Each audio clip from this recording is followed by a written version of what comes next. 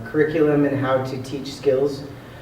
And we're working on, the first thing I do is I get everyone a fisheye lens and a Rebel camera, and we just talk about perspective and send them out to shoot so that they can understand that you got to kick that camera up and get the perspective and know where things are laid out. We immediately go to HDR. That's the first thing the students do, is shoot HDR, single shot, fisheye images. And I find that that's really effective, and that's one of the things I'm trying to do personally, is make it so that it's the easiest thing possible for our students to grasp what the heck this thing is. Because the way I explain it for myself is that as if two synapses in your brain that have never had to connect and fire together before now have to fire together in order to understand how to create something for the dome. So I allow students that opportunity to take the time and do steps in processing that. So we go from fisheye to panoramics to full spherical panoramics, and now we're moving more into taking those backplate images and moving them into Maya and building out using photogrammetry, and then adding special effects and adding more camera movement. And like Jane said, we're going to move it into a Unity environment, and because of the VDome software, we can plug in Unity and eventually we'll be able to gesturally navigate through spaces. And we're focusing a lot on cultural spaces, not only because I think it's important, but because for IAI it's important to keep that cultural focus. And so we did a Chaco Canyon piece. Let me find this. We did a Chaco Canyon piece last summer. Part of the Department of Defense grant that we got was not only developing a course and delivering it every semester, we have fall and spring semesters, but to do a paid internship for the students during the summer where they spend 6 weeks, 30 hours a week, getting paid, learning how to do this stuff, going out in the field, and having a product at the end of it. So last year, let's see, I gotta find this. Here we go.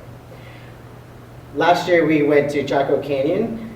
If you know about Chaco Canyon and anything about it during the summer, it was flipping hot.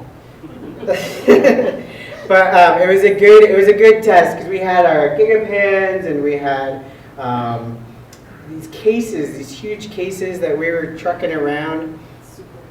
Super heavy tripods, all this stuff. So one of the things that I made sure to do for this year is I bought everyone backpacks, or got backpacks for the kids, and we got Nodal Ninjas. Here's an example of just one of the point and shoot works a student has done here.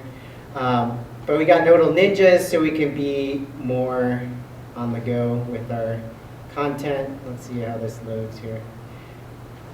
But this might look sort of similar to, if you're familiar with XRES's work, this is very similar because we're utilizing those techniques. But, and some of this in here has added like some flames and this sort of stuff. The reason I'm using these techniques is, as you know, like live action footage is sort of difficult to get the resolution and get as much flexibility as you want out of it. So I like the fact that you can take these still images and build these environments and have the resolution, and then be able to do your camera movement and post and be able to composite like green screen images and build out that way. I'm also very interested in more experimental art, so looking at building out these environments using real images, and then maybe even taking like, let's say a cave from Bandelier and taking that and doing photogrammetry with it and putting that in a virtual environment of another space, like say IAI campus. We could virtually put the Bandelier cave there and then be able to navigate it in Unity. And so it has sort of a different relationship, and we can start building on that. Another project I hope to personally do sometime in the future is use the backplate images to be able then to take photogrammetry models of, say, like people, and then be able to have it sort of as a gallery so that you can navigate through that space and be able to see the different objects or the different people within the different gallery or the different virtual space. So there's a lot of different things that can happen from there. Just real quickly, and then I'll be done. I just want to say that my experience with working with students in the Dome, especially students who are sort of an underrepresented group of people. One, I think it's very important because my first IMERSA was 2 years ago, and there's a lot of white male energy here. And it's really great for me, especially this year. We have 5 students that came with us, and mostly Native students. So to bring some Native, to bring some females in here and mix it up, and to be able to have a cultural perspective, because I think a lot of times here, a lot of the content that people are making for the Dome do have cultural content, but I don't think people are really versed in how does that affect the cultural people that you're representing. So I'm glad to bring some Native students up in here and get them involved in this medium and to empower them to be able to do this. But it's really amazing to watch the students, and at first it's a very daunting task to say to someone, you're going to make a 2K image and we're going to put it on this 24-foot dome, and it's going to surround you, and everyone's going to see every flaw that you ever created in this piece, and this sort of thing. But to really watch the student like grasp that and get more self-confidence and be more capable, and to let them know that these skills that they're learning translate into web, they translate into flat screen, and translate into a lot of different mediums. So it's been really a great experience to work with the students and develop curriculum and be one of the first colleges, because there's not many out there who are doing this. Thank you.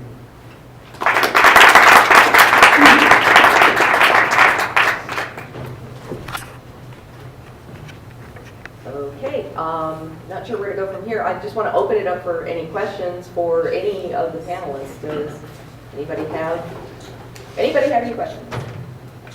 Yes. My first question is for you. You know, when you were doing your dome validation experiments, and you had a control group that had a certain amount of time in front of the visualization on the internet or whatever, and then you had another lot had visualizations in the classroom that you already kind of, like, so you just cut out versions to show them. Is that right? Yeah, all of our visualizations were actually live, so they were actually done with planetary software and flown or Navigate Live. So we didn't actually have any movie